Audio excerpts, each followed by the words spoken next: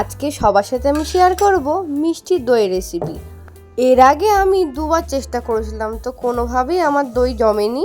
তো তৃতীয়বার আমার দইটা ভালো করে জমলো। তো তারপরে বুঝলাম যে আমার কি ভুল হয়েছিল দই বানাতে গিয়ে। তো সেটাও আজকে সবার সাথে আমি শেয়ার করব। তো ভিডিওটা প্রথম থেকে শেষ অবধি সবাই দেখো, আশা করছি সবার ভালো লাগবে। আর যারা এখনও আমার চ্যানেলটা সাবস্ক্রাইব করোনি, প্লিজ তোমরা সাবস্ক্রাইব করে দিও।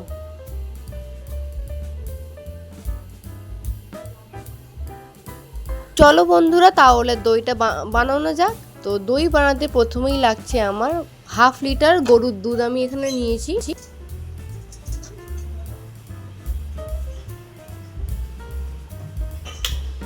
আর একটা ছাঁকনিতে আমি হাফ কাপ মতন টক দই নিয়ে নিয়েছি। এইটা আমার ঘরে পাতা টক দই। দই পাততে গেলে সবসময় ঘরে পাতা দই দিয়েই দই পাতবে, তাহলে দইটা সুন্দর হবে। আর লাগবে আমার হাফ কাপ মতন চিনি, ছোট কাপের হাফ কাপ।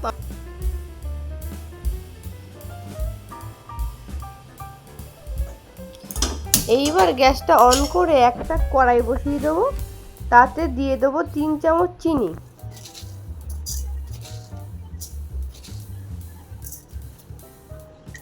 আর দিয়ে দেবো সামান্য একটু জল, দিয়ে আমি ক্যারামেল বানিয়ে নেবো।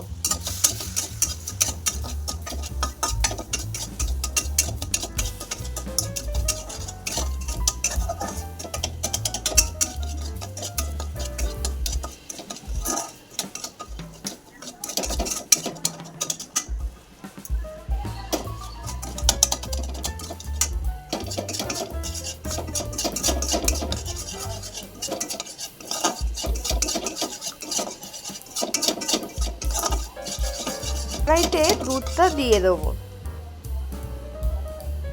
রুম টেম্পারেচারে থাকা দুধটা দিয়ে দেবো। দেওয়ার পরে ভালো করে মিক্স করে নেব।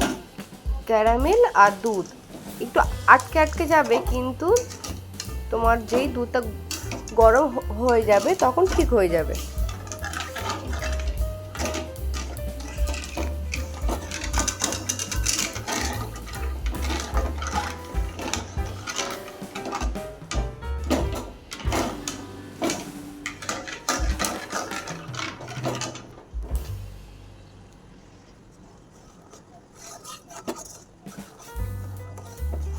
দুধটাকে আমি ভালো করে জাল করে নেব। জাল করে 500 দুধকে আমি 400 করে নেব। তারপরে হাফ কাপ চিনি আমি দুধে অ্যাড করে দেবো, দিয়ে ভালো করে মিক্স করে নেব। দুধটা জাল করা কমপ্লিট। তো এবার আমি দুধটাকে নেড়ে নেড়ে ঠান্ডা করে নেব। খুব ঠান্ডাও করবো না বা খুব গরমও রাখবো না, মিডিয়াম রাখবো দুধটাকে। আর এবার টক দইটা যে জল ঝরতে দিয়েছিলাম, সেই টক দইটাকে একটা মাটির হাঁড়ির মধ্যে ভালো করে ফাটিয়ে নিতে হবে, দিয়ে দুধটাকে ঢেলে দিতে হবে। সেই ভিডিওটা আমার স্কিপ হয়ে গেছে, সেটা তোমার সাথে শেয়ার করতে পারলাম না। তো এই প্রসেসিংই করতে হবে। দইটা পাততে আমার ভুল হচ্ছিল এটাই যে আমি 6 ঘন্টা করে রাখছি। 6 ঘন্টা না রেখে 12 ঘন্টা রাখতে হবে, তাহলে সুন্দরভাবে দইটা জমবে। এইভাবে টাওয়াল আর চাদর চাপা দিয়ে রাখলে, সারা রাত রাখলে দইটা খুব সুন্দরভাবে জমবে, পুরো দোকানের মতনই জমবে।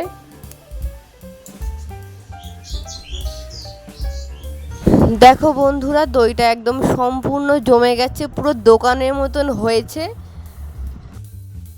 তোমরাও এইভাবে বাড়িতে ট্রাই করো, আশা করছি তোমরাও ভালো ফল পাবে। মানে দইটা তোমাদেরও সম্পূর্ণ জমবে। তো টেস্টটাও একদম পুরো দোকানের মতনই হয়েছিল। তো কেমন লাগলো ভিডিওটা তোমরা প্লিজ কমেন্ট করে জানিও। আর আমার চ্যানেলটা প্লিজ সাবস্ক্রাইব করে দিও।